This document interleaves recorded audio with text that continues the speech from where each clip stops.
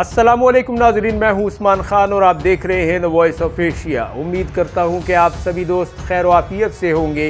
नाजरीन, आज की वीडियो में दो बड़ी खबरें हैं। एक तो सऊदी वली-ए-अहद मोहम्मद बिन सलमान के हवाले से है, जिन्होंने यूक्रेन के लिए एक बड़ा ऐलान किया है और इस ऐलान के बाद यूक्रेनी सदर व्लादिमीर ज़ेलेंस्की ने उनका शुक्रिया भी अदा किया है। लेकिन अब देखना ये होगा कि रूस और सऊदी अरब के ताल्लुकात पर इस ऐलान का क्या फ़र्क पड़ता है, क्योंकि अब तक तो मुसलमान मुल्क जानिबदार नहीं हुए थे और यूक्रेन और रूस की जंग में गैर जानिबदारी का मुजाहरा कर रहे थे। और दूसरी बड़ी खबर है अमेरिका और जापान के हवाले से, जिन्होंने रूस के ख़िलाफ़ एक बड़ा इक़दाम करने का ऐलान किया है और साथ ही साथ रूस ने एक ज़बरदस्त रद्द-ए-अमल दिया है और अमेरिका और जापान को संगीन नतीजों के लिए तैयार रहने का एक इंदिया और एक इंतबा जारी किया है। आपको इन दोनों खबरों की तफसील बताते हैं। आप स्क्रीन पर इन खबरों की स्लाइड से इनकी तस्दीक भी कर सकते हैं।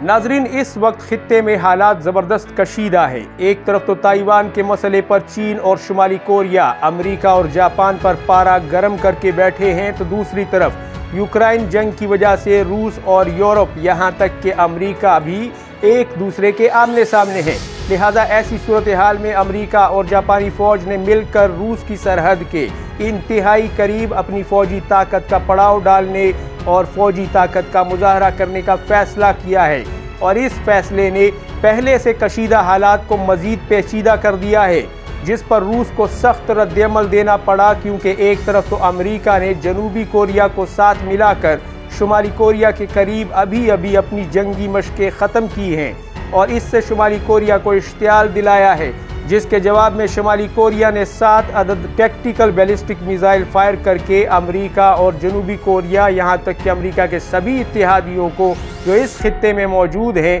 उन्हें एक ताकतवर जवाब दिया है और पैगाम दिया है कि शुमाली कोरिया अपने दिफा से गाफिल नहीं है और दुश्मन पर जवाबी हमले के लिए हम वक्त तैयार हैं। लिहाजा नाज़रीन, अभी ये मामला ठंडा नहीं हुआ था कि अमेरिका ने अब जापान के साथ मिलकर रूसी सरहद के करीब अपने खैमे गाड़ने का ऐलान करके हालात को मजीद कशीदगी में धकेल दिया है। और अब रूस ने भी इस हवाले से अपना वाज़े मौक़िफ़ और दो टोक ऐलान किया है कि अगर इस तरह हुआ और आपकी फ़ौजें हमारे करीब आकर मिसाइल फायर करती हैं, तो रूस हक बजानिब होगा कि वो भी ताकत का मुजाहरा ताकत के मुजाहरे के जवाब के साथ ही करे।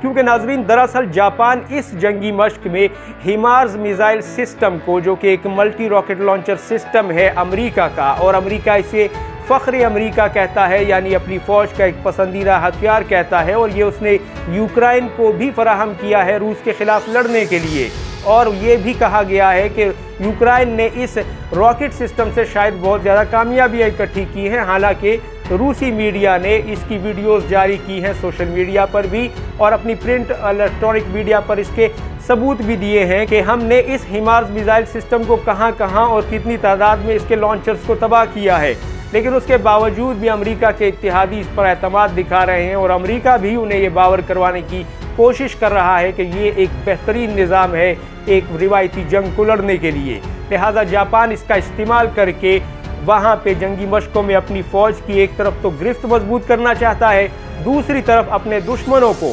बिलखुसूस चीन और शुमाली कोरिया को ये पैगाम देना चाहता है कि वो अब इस सिस्टम को हासिल करके कामयाबी से इस्तेमाल करने के काबिल हो गया है। लिहाजा रूस ने भी इस पर रद्द-ए-अमल एक ज़ोरदार तरीके से दिया है और रूस के फ़ौजी हुकाम और रूसी सदर और रूसी हुकूमत के जो अरकान हैं, उन्होंने कहा है कि अगर इस मिसाइल सिस्टम को हमारी सरहद के करीब लाकर फायर किया गया या ताकत का मुजाहरा किया गया, तो रूस इसी अंदाज में जवाब देगा और अमेरिका और जापान संगीन नतीजों के लिए अपनी कमर को बांध लें, क्योंकि रूस खामोश बैठने वालों में से नहीं है।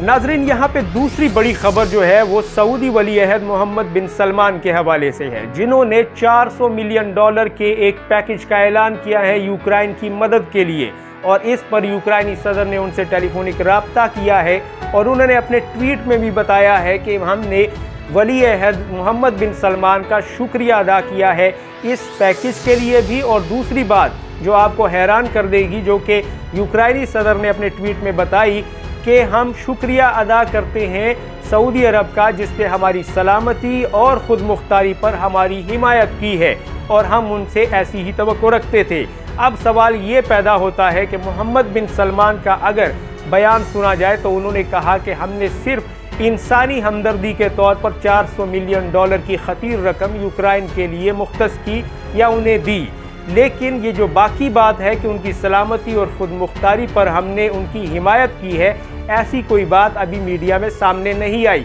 लेकिन यूक्रेनी सदर ने इस बात को भी दोहराया और इस पर शुक्रिया भी अदा किया। अब सवाल ये पैदा होता है कि जब से यूक्रेन या रूस की जंग शुरू हुई है उस वक्त से लेकर अब तक मुसलमान मुल्क ऐसे ही हैं जैसे कि देखो और इंतज़ार करो की पॉलिसी पर अमल पैरा है, यानी कि गैर जानिबदार हैं। और होना भी यही चाहिए था, क्योंकि मुसलमान मुल्कों के ऊपर जब कोई आफत या मुसीबत आती है या वो हालत जंग में जाते हैं तो ये ममालिक ज़्यादा से ज़्यादा मुज़ाकरात या अमन कायम करने के लिए दोनों फरीकैन से बात कर लेते हैं, लेकिन खुद उस मसले के फरीक नहीं बनते, ना ही बनना पसंद करते हैं। लिहाजा अब जब इनकी आपस के मुल्कों में लड़ाई हो रही है तो मुसलमान मुल्कों ने भी चुप साध ली और गैर जानिबदारी का मुजाहरा किया, माँ सिवाय ईरान के, जिसने रूस को 300 से भी ज़्यादा ड्रोन तैयारे बेचे और उसके बदले में रूस ने उसे अपने मुल्क में ज़मीन ऑफ़र की, यानी रकम नहीं बल्कि बदले में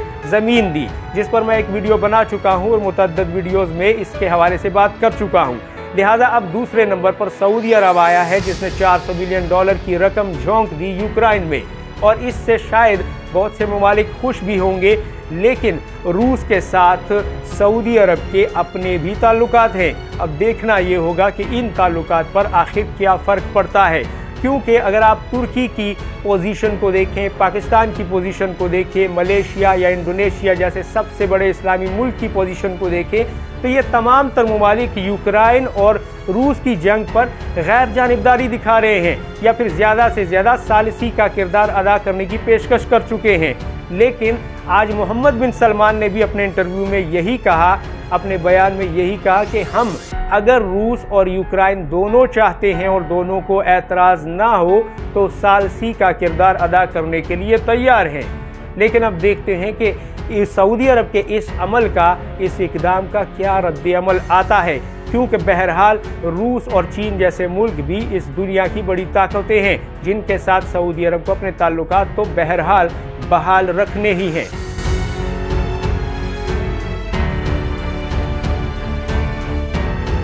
लेकिन यहाँ एक दूसरा पहलू भी है कि बाज़ औक़ात ये ममालिक ज़बरदस्ती किसी को ऐसा बयान देकर अपना फरीक बनाने की कोशिश भी करते हैं, जैसे कि यूक्रेनी सदर ने यह बयान दिया कि हमारी सलामती और खुद मुख्तारी की हिमायत पर हम उनका शुक्रिया अदा करते हैं। इससे शायद उन्होंने एक कोशिश की हो कि सऊदी अरब को जाने अनजाने में यूक्रेन का हिमायती या फिर उसका मददगार या फिर उसका इत्तेहादी जाहिर किया जाए।